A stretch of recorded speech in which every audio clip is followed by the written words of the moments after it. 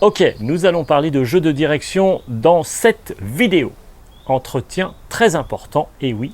Le jeu de direction, ici, il va falloir démonter ça, regarder dans quel état ça se trouve, et changer, graisser, nettoyer, en gros, entretenir.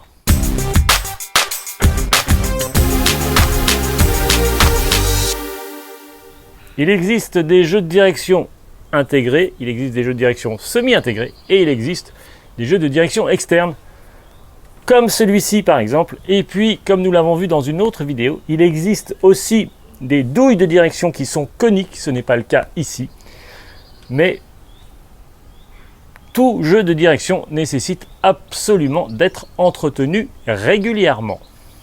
Commençons par enlever le capuchon qui se trouve ici, ainsi que les deux vis qui sont là, les deux écrous qui sont là, pour pouvoir sortir la potence, les entretoises, et voir ensuite dans quel état se trouve ce fameux jeu de direction.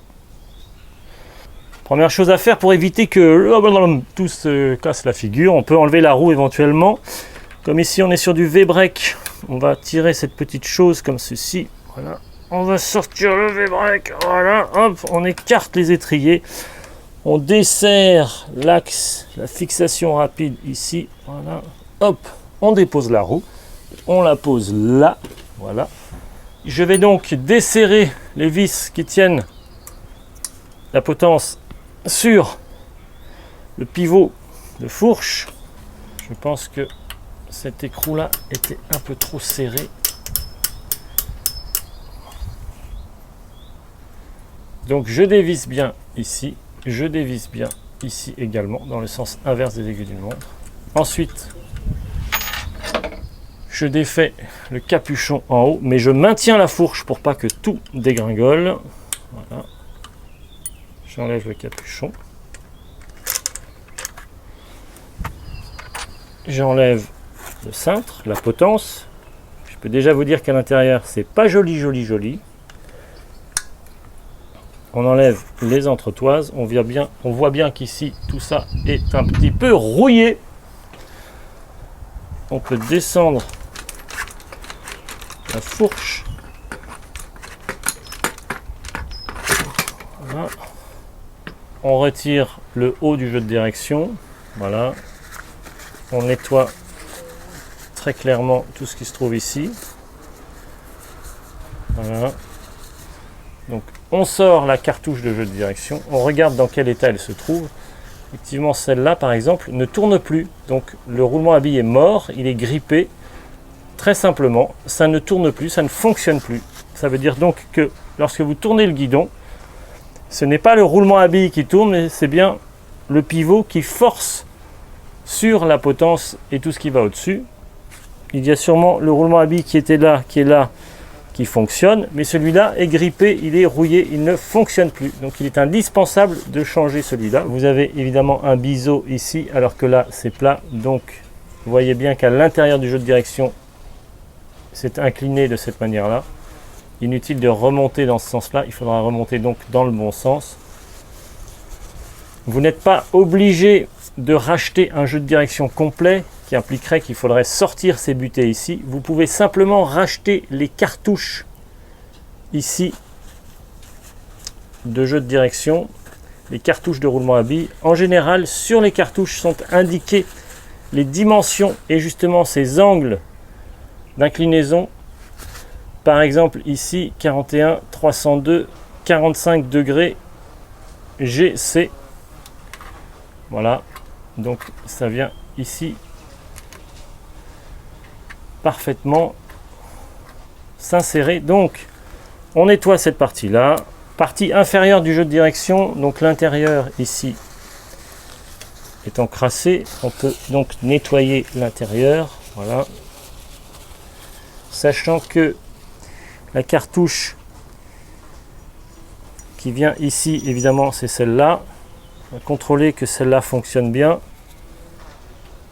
Donc sur ce jeu de direction, la cartouche du bas fonctionne bien, elle n'a aucun problème, on va la nettoyer. On peut nettoyer également ici, donc on va garder cette cartouche, sachant qu'elle se monte donc dans ce sens-là, le biseautage ici vers le haut. On va changer la cartouche du haut du jeu de direction et on va nettoyer ici tout ce qui vient en butée sur la cartouche. On fait attention de ne pas perdre le joint en caoutchouc qui fait l'étanchéité du jeu de direction. Nettoyer ici, c'est très important. On nettoie aussi le pivot de la fourche qui lui est abîmé, il est rouillé. On va le graisser, on va mettre un petit peu de graisse. Nous allons voir quel type de graisse. Voilà, on remet donc cette partie-là nettoyée peut retourner à sa place comme ceci avec le joint plastique ici. Voilà. Il existe plusieurs types de graisse. Donc vous avez la graisse Shimano recommandée pour tout ce qui est mécanique vélo et vous avez également cette graisse que j'apprécie particulièrement au lithium. Donc c'est une graisse longue durée qui est résistante à l'eau et qui a une réelle action anti-grippante. Donc j'utilise maintenant de plus en plus cette graisse au lithium. Elle est blanche, contrairement à l'autre graisse qui est verte. Donc on met un petit peu de cette graisse sous le roulement à billes, comme ceci. Vous remettez ici, vous contrôlez que ça tourne bien, c'est parfait. On va également mettre de la graisse dans les butées du jeu de direction. Okay. On va en mettre également, une fois qu'on a remis la cartouche, on va en remettre également dessus. Voilà. On va mettre ici, comme ceci. On fixe le jeu de direction. Remettre la fourche à sa place.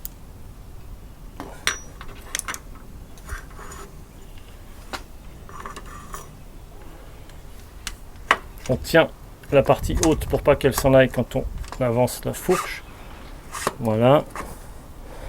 On vérifie que tout est dans le bon ordre. C'est le cas. C'est parfait. Je viens enfoncer la fourche au maximum. On va donc ici mettre un petit peu de graisse anti-corrosion .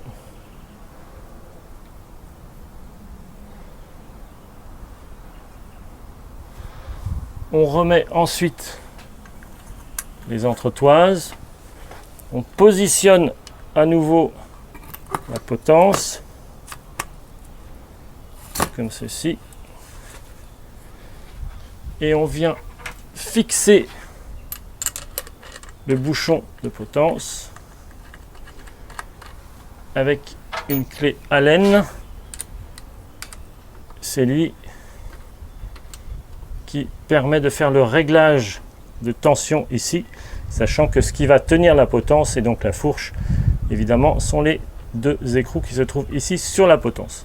Tout est en place à nouveau. On vérifie, une fois qu'on a bien serré en haut, qu'il n'y a pas de jeu ni latéral comme ça, ni vertical. Voilà.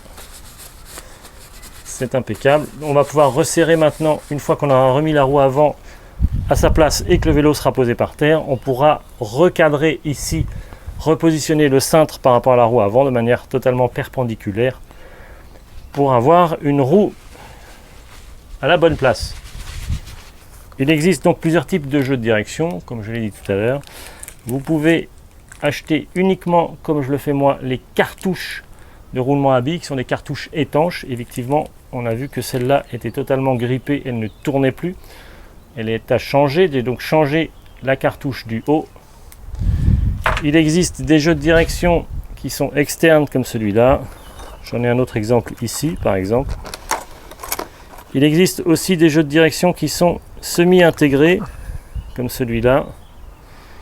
Et il existe des jeux de direction qui sont totalement intégrés dans le cadre. Rien ne dépasse de ce côté-là ou de ce côté-là. En général, il s'agit de jeux de direction qui sont beaucoup plus solides. Préférez donc un jeu de direction intégré si possible. Encore une fois, les VTT qui ont des douilles de direction coniques ont en général des jeux de direction qui sont intégrés.